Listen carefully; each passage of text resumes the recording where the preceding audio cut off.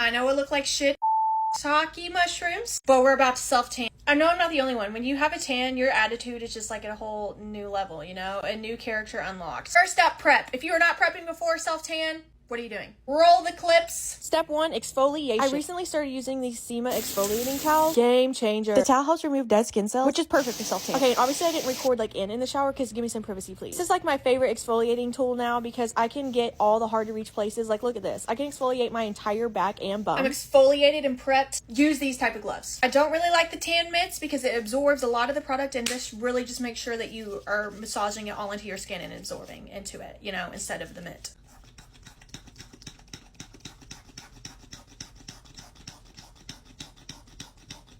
Oh yeah. Definitely use the mitt though around your ankles and creases, you know. Use these for the rest of your body.